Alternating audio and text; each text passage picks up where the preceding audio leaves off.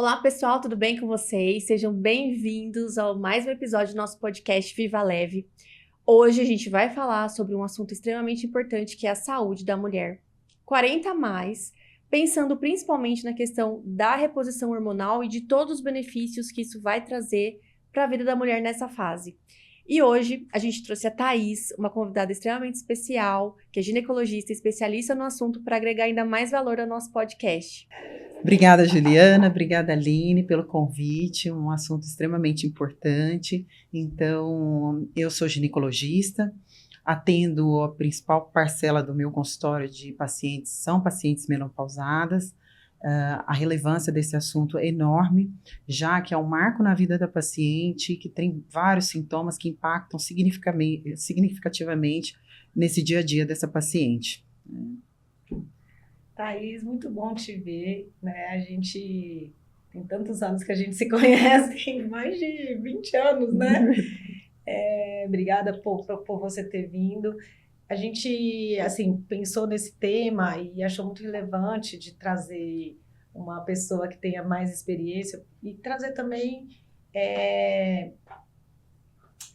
para que o paciente possa se sentir seguro em relação ao tratamento, né? Então, pensando tanto na parte cardiovascular quanto nas indicações, a gente quis abordar esse tema, sabendo que hoje em dia, as mulheres, elas vivem mais, uma média de 76 anos, elas vivem mais, 6 anos a mais do que os homens. Então, pensando nisso, né, que um terço da vida das mulheres, elas vão passar nesse período da menopausa. Como a gente fala em saúde, em qualidade de vida, a gente também tem que entender que a gente precisa ajudar, né, essas mulheres para que elas passem por esse período da melhor forma possível, que a gente sabe que tanto que isso impacta na parte emocional, na saúde física, na saúde, mas a gente precisa só trazer, vou puxar para o meu lado, eu não me apresentei, eu sou cardiologista, e a gente precisa, a maior dúvida desses pacientes é até onde esses pacientes podem ir com essa reposição. Então, a maior dúvida que a gente pega, que são os colegas encaminham para saber se os pacientes têm risco ou não. Então, da minha parte, para deixar bem claro para esses pacientes até que ponto é seguro para a gente tentar também alternativas de tratamento naqueles pacientes que não podem fazer parte, que não podem ter essa reposição hormonal. Eu gostei. Aline, legal. Acho que é muito bom, assim, essa mesa hoje, porque, assim, como a gente estava conversando aqui antes, né, acho que são 3 áreas que vão olhar esse tema, eu não diria de formas diferentes, mas de forma complementar, né, e o melhor dos mundos seria que todas as pacientes pudessem ter esse olhar triplo, né, de um cardiologista para ver o risco, do ginecologista competente para prescrever de forma adequada, do nutrólogo que vê essa questão também de todos os outros pilares, né, da medicina do estilo de vida. Então, acho que vai ser muito legal essa nossa mesa hoje. Exatamente. Falando nessa parte que existiu um período na década de 90, no início dos anos 2000, foi muito prescrito, nos Estados Unidos eles prescreviam muito a terapia de reposição hormonal. E nesse período foi publicado alguns grandes estudos da época, onde tiveram bastante riscos, os riscos se sobressaíram em relação aos benefícios dessa reposição. Então, durante um tempo grande, isso virou, na verdade, um tabu, um problema, e muita gente ficou sem uma terapia adequada. Então, a gente viu que até surgiu uma diretriz em 2024, no ano passado, onde a Sociedade Brasileira de Cardiologia se aliou à Sociedade Brasileira de Ginecologia Obstetrícia, tentando achar um lugar que pudesse ser tanto para ajudar os pacientes de forma segura, né? Porque conta um pouquinho aí da sua prática clínica, como é que esses pacientes, assim, como é que tem sido para você essa busca, quando isso impacta realmente na saúde da mulher, esse período, o famoso climatério, né, que as pessoas têm tentado entender o que está acontecendo, porque são vários sintomas que às vezes nem elas sabem que isso faz parte de um período de pré-menopausa, né, e menopausa. Então, assim, desse período desse estudo, a conclusão que a gente chega é que foi um estudo mal conduzido, mas que realmente causou pânico na população feminina, e durante longos anos a terapia de reposição hormonal foi praticamente extinta.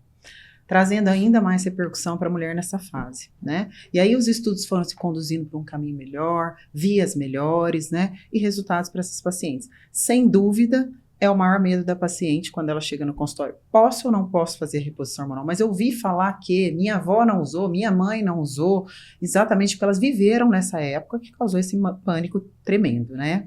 E daí vem a gente na função, na posição de acalmar essa paciente, mostrar o que a gente tem hoje de estudos, né?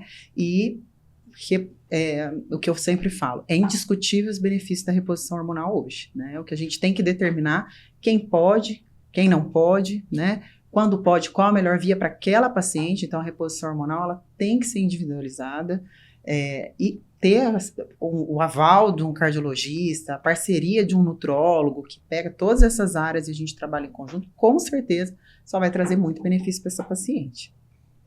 E eu acho que é uma coisa que a gente precisa falar, né, Thaís, porque assim, a gente tava conversando. As pacientes chegam pra mim com a mesma queixa que chega pra vocês. Então, eu tô cansada. Aí, se você vai ter um problema cardiológico, será que é menopausa? Tô cansada. Aí a gente começa a investigar, e não tá comendo direito, não dorme direito, enfim, né? E aí ainda tem esse medo de usar o tratamento adequado, que a gente sabe que vai melhorar a qualidade de vida, que vai trazer todos os benefícios. E aí eu queria que você falasse um pouquinho mais para o nosso público, que talvez para entender. Que fase é essa, né? Quando que a gente fala que a mulher tá no período perimenopausa ou ela realmente entrou na menopausa? Então, assim, a menopausa existe uma queda hormonal, não só do estradiol, mas com certeza o estradiol é o hormônio principal e que leva às principais alterações que a gente escuta. Essa queixa do cansaço é extremamente frequente, assim como o fogacho, assim como noites mal dormidas, insônia.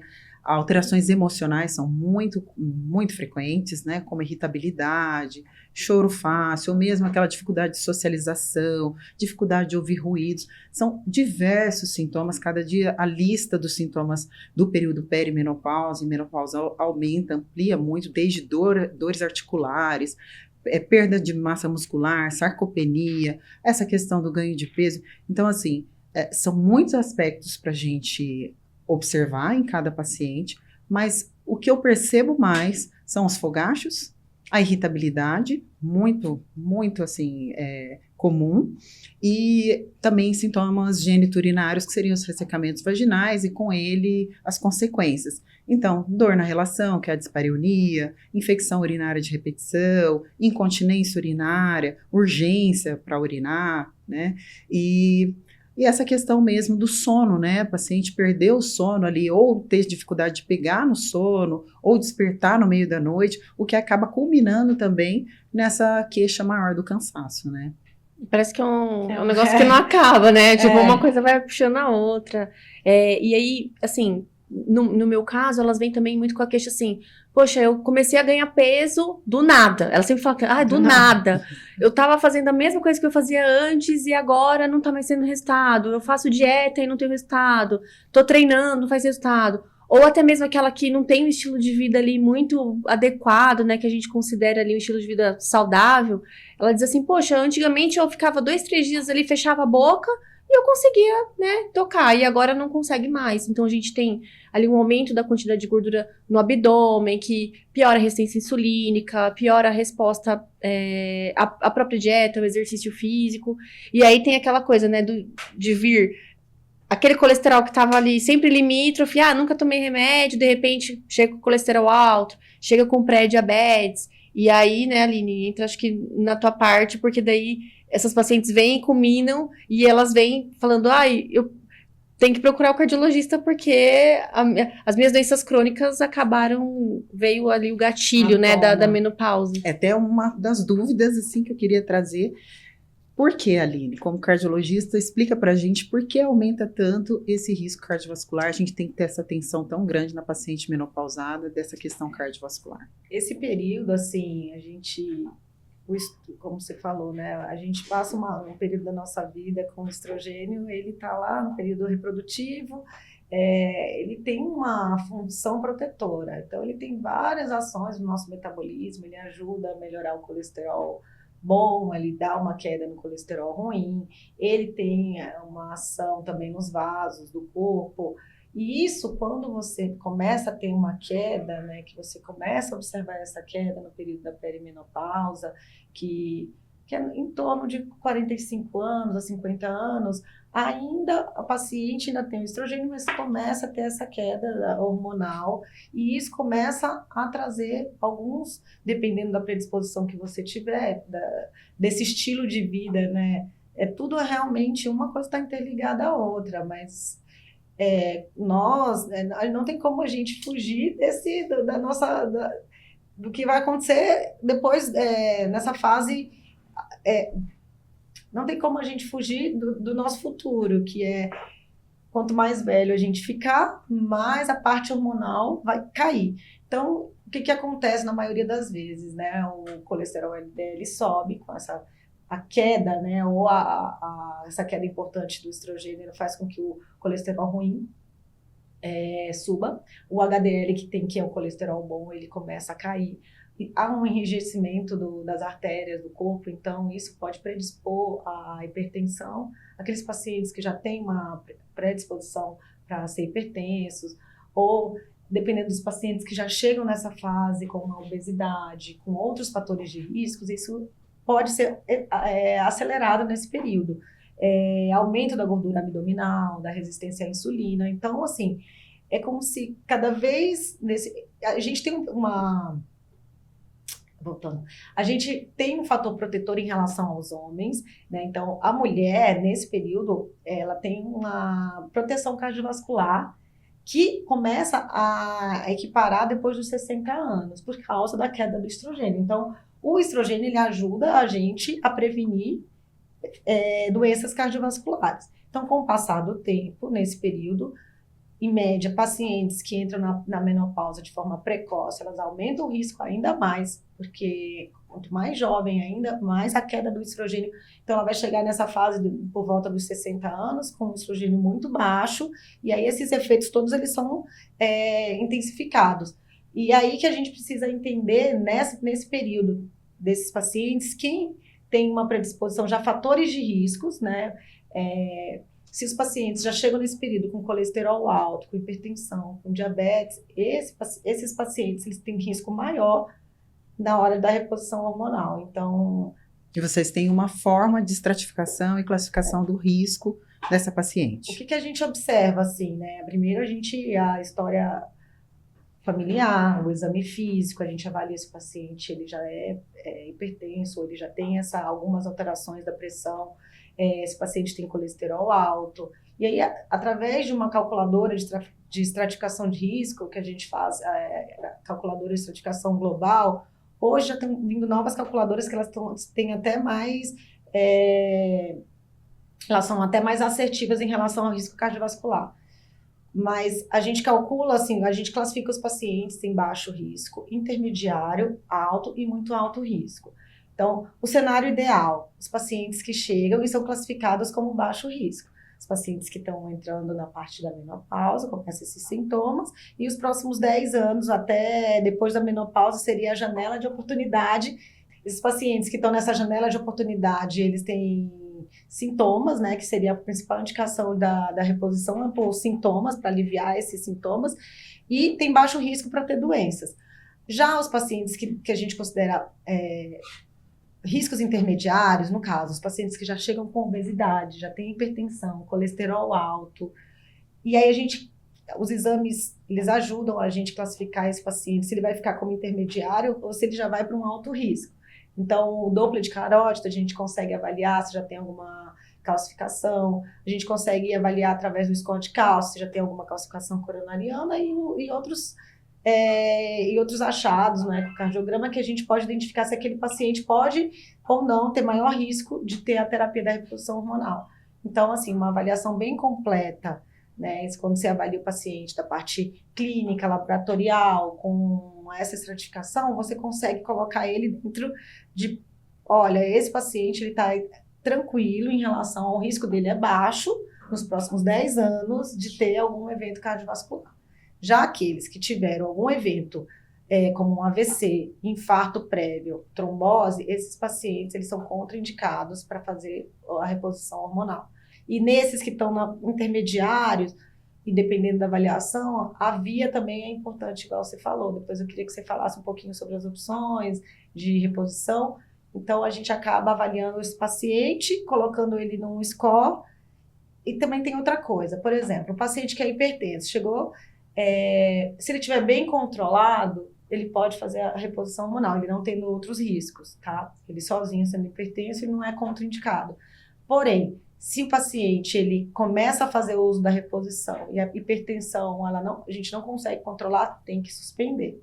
Ou se durante o tratamento, colesterol, mesmo com medicações de alta potência, as estatinas, a gente não consegue controlar, então é interessante que durante esse tempo de tratamento do paciente, ele seja feito um acompanhamento em conjunto. Eu ia te perguntar se tem um período para esse acompanhamento, algum intervalo ou não. Acredito que seja assim, no período enquanto estiver fazendo essa reposição hormonal, a gente estratifica o risco, a gente vê, em torno de 6 meses, principalmente no início. De acordo com a estratificação, então. A gente avalia, porque se começa, em 3 meses da reposição hormonal, o colesterol está alto, e você coloca a medicação e não consegue controlar, então esse paciente tem que ser visto de um pouquinho mais de perto.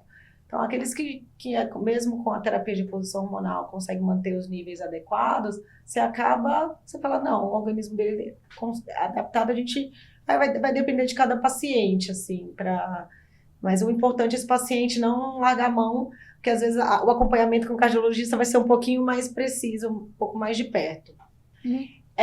Como é que, assim, na classificação, Thaís, o que você pede para os seus pacientes de rotina, os cuidados que a gente tem que ter também, quando os pacientes, os que chegam para a gente, já estão fazendo acompanhamento, a gente tenta orientar, fazer esse acompanhamento de perto, fazendo esses exames, não precisa ser tão nos primeiros 6 meses, 1 ano, acho que e é muito legal isso, para a gente estar em contato com uma parceria, assim, né, com o ginecologista, porque, olha, esse paciente está tudo bem, ou aconteceu alguma coisa, não estou conseguindo controlar, e o paciente precisa entender também que se em algum momento aquilo ali desandar, ele vai precisar suspender a medicação. E muitas vezes no começo a gente vai ter que avaliar, às vezes mesmo ele sendo um risco baixo, às vezes ele pode ter alguma predisposição a ter eventos no meio do caminho. Exatamente. Né? Então, assim, é muito importante a gente faça uma avaliação, com certeza, né?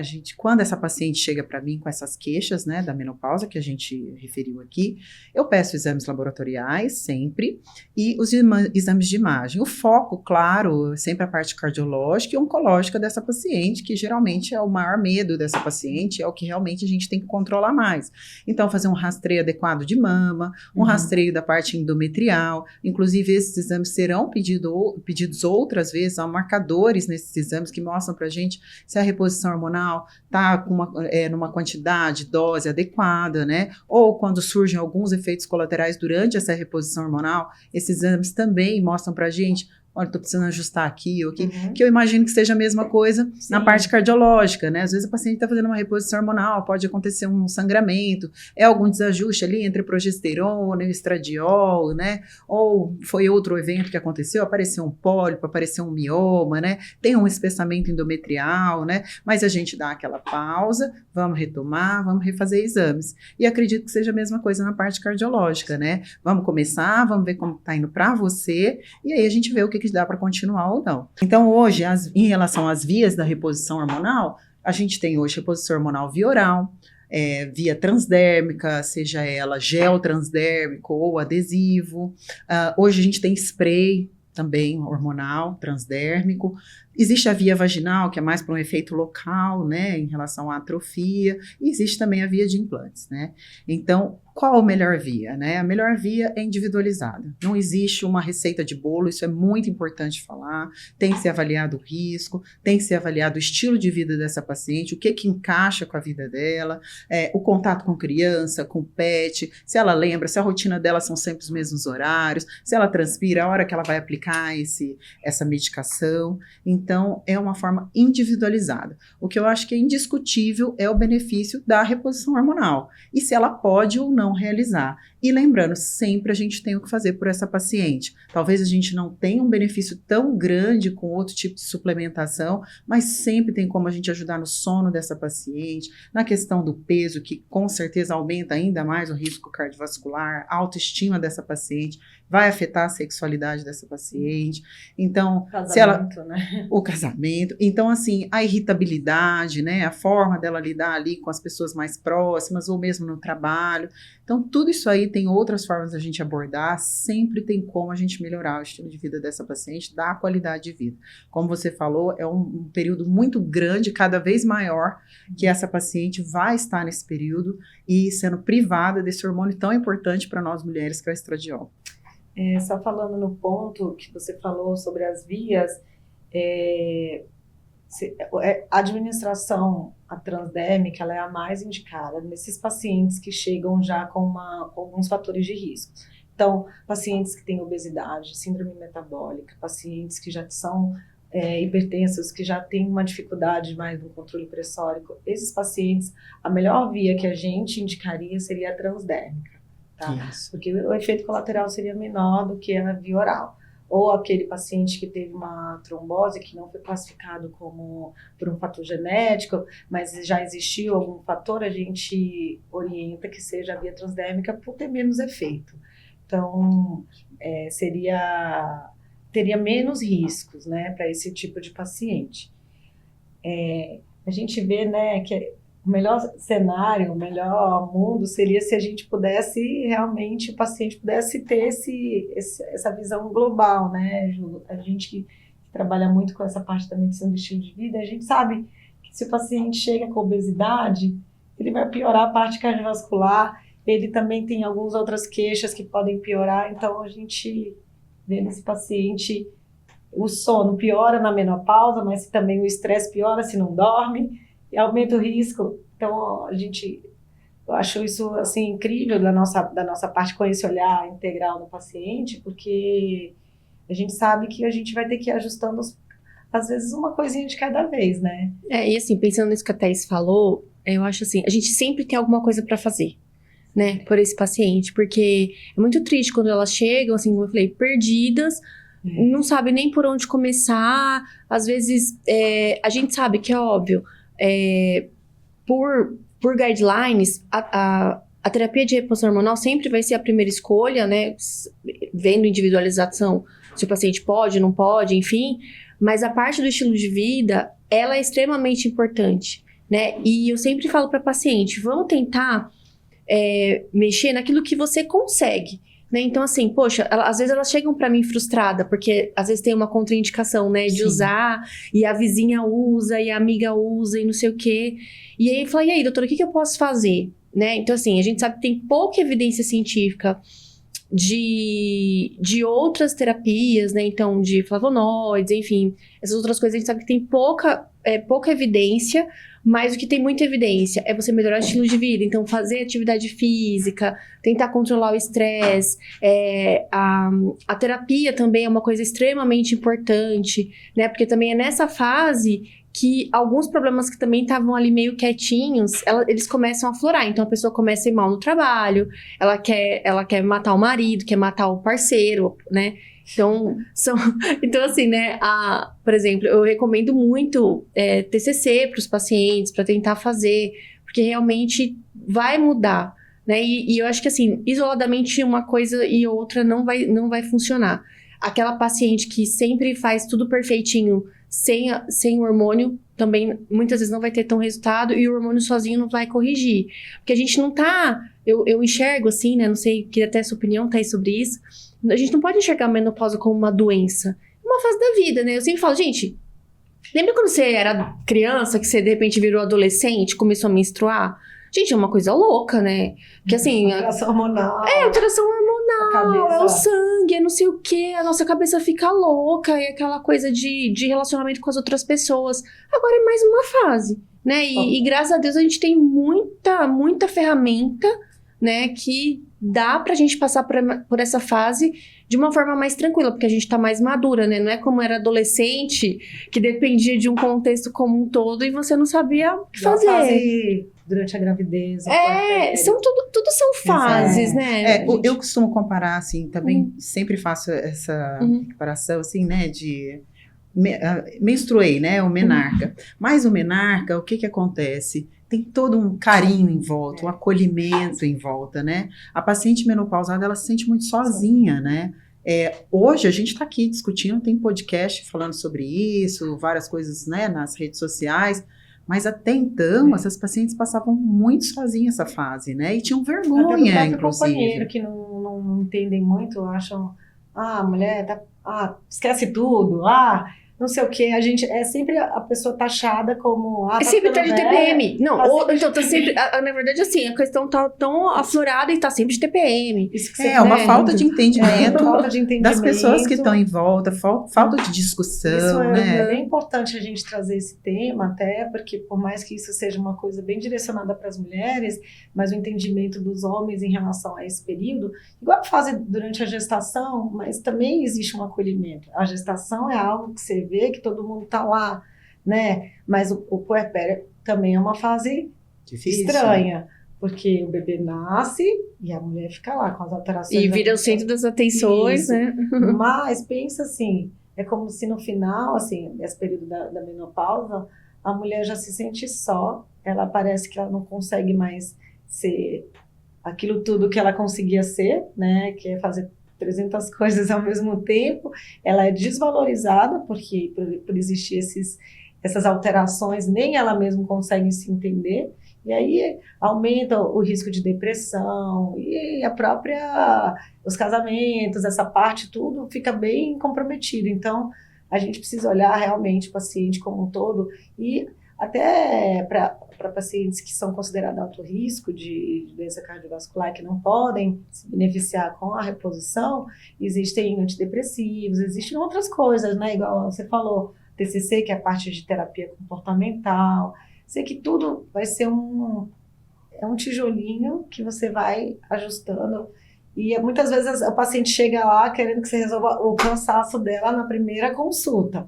Então, no meu caso, aí a gente vai olhar o tanto de coisas que tem misturado lá. Então, realmente, eu acho que hoje em dia o médico precisa ter esse cuidado. Acho que a gente dividindo essas angústias, ter o ginecologista... É maravilhoso você ter um ginecologista para chamar de seu, para poder colocar, para ajudar nessa parte hormonal dos pacientes, a gente para poder ter um olhar um pouquinho mais criterioso em relação aos riscos, em conjunto com a parte nutricional, a mudança do estilo de vida, que eu acho que tudo junto, de alguma forma, vai contribuir, né? Mesmo que o paciente fale, eu não durmo. Porque se o paciente chega e fala, olha, primeiro de tudo você tem que dormir, ele acha que você não é um bom médico, mas assim, a pessoa tem que dormir. Mas aí mas aí tem que investigar também, lançar né? mão de quais ferramentas a gente vai usar, né? A gente tem que investigar e dar essa oportunidade da pessoa pensar sobre isso, porque eu acho que muitas vezes elas também chegam, como você falou, perdidas, assim, sem muito saber o que fazer, não entende como é essa fase, não tem esse autoconhecimento de falar, poxa... E o acolhimento, né? O que tá acontecendo comigo? Então, beleza, por onde eu vou começar? Vamos começar por essa parte? Vamos lá, então vamos desenvolvendo isso, né? Então, a gente falou muito aqui sobre a questão do sono, então assim, quem não assistiu, né, nosso podcast do sono foi muito legal. A gente falou um pouco sobre isso, sobre a gente não investigar, primeiro, quais são as condições que eu tenho para dormir, né? Será que é um ambiente muito agitado? Será que eu tô tendo um momento ali para eu descansar, para eu esfriar a cabeça, uma higiene do sono e conseguir dormir bem, para que a minha memória, né? Como a gente tava falando, poxa, a gente sabe que a memória vai ficar prejudicada, mas se a pessoa não dorme, aí que ela vai ficar esquecendo da vida mesmo, né? E aí vira ali um círculo péssimo de vida, a qualidade de vida da pessoa ficou horrível e aí chega nesse ponto, né, de começar a ter as perdas. Então, é o trabalho, é o casamento, são as pessoas próximas que se afastam e ela vai ficando cada vez mais sozinha, desenvolve uma depressão, enfim. Eu acho que eu fico muito feliz, assim, da gente também estar discutindo isso, porque realmente eu acho que é muito importante a gente trazer essa fala, e nós como mulheres também, né, trazer essa fala de lugar... Eu como uma 40 a mais? Eu também já sou 40 a mais, sou 40 a mais. Nós somos 40 a mais, né? Eu acho que esse tema também, ele vem muito, assim, cercado da sensação de finitude. A menina que está entrando no Menacme ali, ela está tendo uma apresentação da vida, da fertilidade, e ao contrário, a mulher tem esses questionamentos. Eu converso muito, são muitas angústias dessa paciente. Será que meu marido vai pensar que eu não sou tão atraente mais? Então são coisas assim, que além da queda hormonal, que a gente sabe que já tem muita repercussão no lado emocional, tem muitas inseguranças. As pacientes, às vezes, elas demoram até ter coragem de comentar com o marido, né? Depende muito desse relacionamento, né? Eu acho que tá muito melhor do que já foi, né? Mesmo o interesse dos homens, quantos maridos vão nas consultas com as esposas, eu acho maravilhoso, com as namoradas, que sejam. Então, assim, porque as mulheres nessa idade estão namorando, estão encontrando novos parceiros. Eu costumo falar, né? A mulher de hoje na menopausa são mulheres que estão com os filhos aí.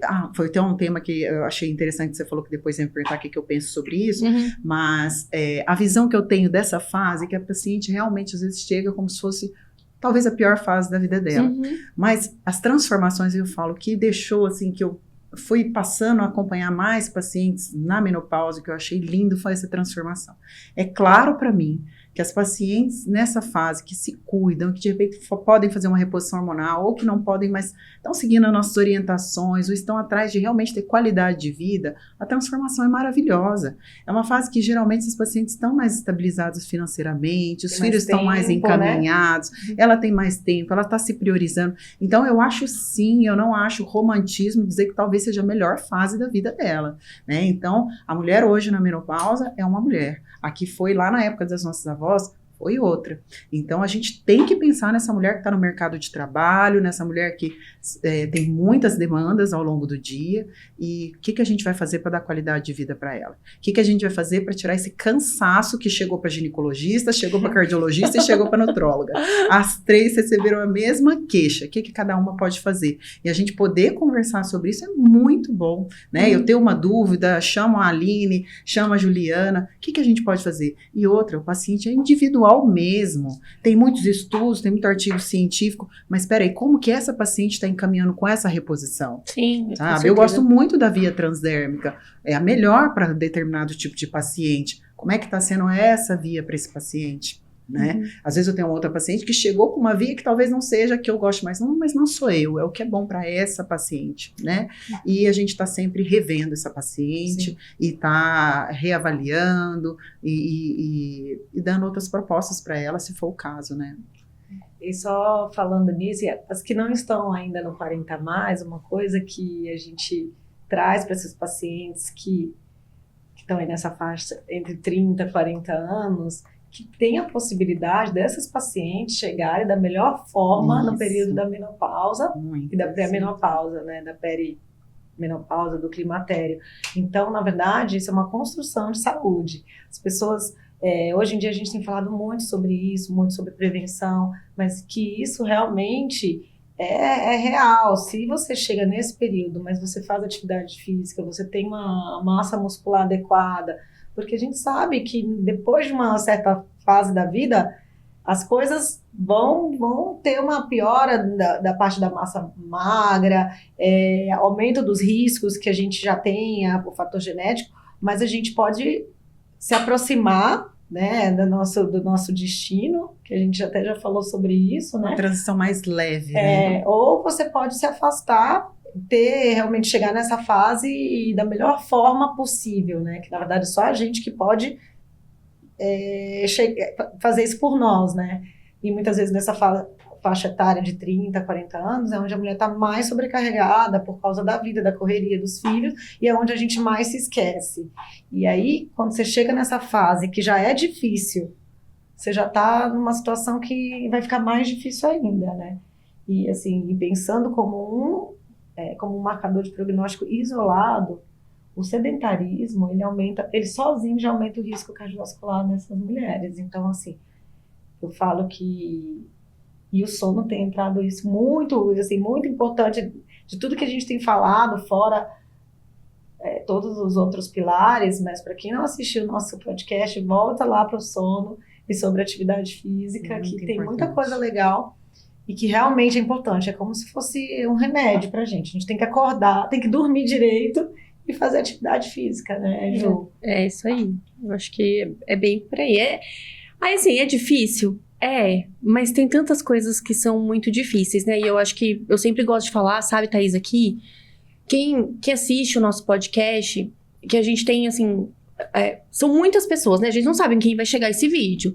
Então, pode ser que cheguem pessoas que realmente não tenham acesso, mas eu tenho certeza que as suas pacientes, as da Aline e as minhas, são pessoas que têm acesso, né? Então, é por isso que a gente insiste tanto nessas questões de fazer exercício, de comer bem, de dormir direito, porque isso faz muita diferença. Infelizmente, para algumas pessoas, isso talvez não vai ser tão fácil, né? Mas a reflexão é, se eu tenho acesso a isso, por que que eu não estou usando? O que que eu estou priorizando de diferente de não a mim, para que eu realmente possa colher todos os frutos de tudo isso que eu estou fazendo, né? Então, seja de ter bons médicos, de ter academia disponível, enfim. Mas eu tô bem feliz, assim, né, Aline? Acho que a gente pode já até, caminhando agora já pro final, que você tem de considerações finais, assim, para falar pro nosso público? Para finalizar, o que a gente, assim, que essa segurança do que a Thaís falou, a gente tem que ter um olhar individualizado para o paciente. Cada paciente é único, que uma equipe multidisciplinar, ela vai ajudar. Acho que quando a gente anda em conjunto com outros profissionais, isso daí, assim, aumenta o engajamento dos pacientes, que a reposição hormonal, ela é uma forma de ajudar o paciente a passar por essa fase, mas ela não é a única forma, né? E que ela sozinha, ela não está para prevenir doenças do coração, ela está para melhorar sintomas. Então, que fique claro, assim, apesar de ser uma fase que o estrogênio cai, a reposição dele não previne doenças. Porém, você melhorando o seu estresse, você melhorando o sedentarismo, isso indiretamente pode te ajudar a prevenir suas doenças. Então, a gente tem que ser protagonista da nossa vida, se colocar em primeiro lugar nesse sentido de pensar na nossa saúde e cada dia fazer uma coisa que você acha que pode fazer, começar pelo básico, pelo simples, né? Se você pode comer, tentar escolher as coisas que são mais nutritivas, fazer em vez de as pessoas que não conseguem fazer muito exercício, mas caminhar mais, tentar melhorar um pouco do sono, e para aquelas que têm dificuldade, procurar uma ajuda mesmo, multidisciplinar, que hoje em dia a gente consegue, através de vários profissionais, cada um com a sua experiência, ajudar o paciente a chegar numa melhor qualidade de vida. É isso. O que eu posso concluir é que nessa fase, uma reposição hormonal com certeza individualizada, pensada conjuntamente com o paciente, tem muitos benefícios, melhora muito a qualidade de vida dessa paciente, traz energia, traz disposição, melhora da libido, melhora de ressecamento, de sono. Isso associado a essas outras avaliações, um acompanhamento seguro, traz segurança para nós médicos e principalmente para o paciente. Então, quando essa paciente pode sim, ela vai ser muito beneficiada com a reposição hormonal. Bom, meninas, acho que eu queria não, né? Quero agradecer vocês de novo, Aline. Obrigada, Aline, Thaís. Muito obrigada. pela disponibilidade, pelo bate-papo, acho que foi bem legal. Espero que quem tenha chegado até aqui possa ter desmistificado, né, alguns medos sobre o uso dos hormônios, sobre que também não fazem milagres, né, Sim. Thaís, que eles vão... Depende da gente também, vai né? depender um pouco da gente, mas que eles vão sim nos ajudar ali a ter aquele gatilho que a gente precisa para melhorar aquelas coisas Dar que o estão mais, start, né? ao nosso controle. Bom, pessoal, obrigada então por terem chegado até aqui, né? Deixem os comentários aí, tiverem dúvidas, a Thaís também tá super disponível, Sim. eu e a Aline, como sempre. Não deixem de assistir os outros episódios, né, do nosso podcast Viva Leve e E é isso. Obrigada, pessoal. tchau, Até a tchau. próxima. Obrigada. Obrigada. Tchau, tchau.